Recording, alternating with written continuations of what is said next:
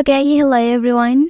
Here I want to provide a tutorial on how to show tabs on Samsung Galaxy A55 5G device.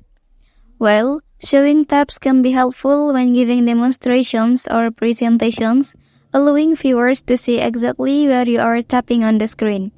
This can make it easier to follow along and understand your actions.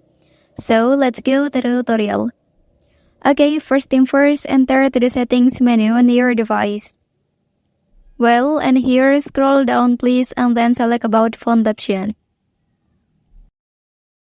Okay, after that you can tap software information and tap on the build number up 7 times.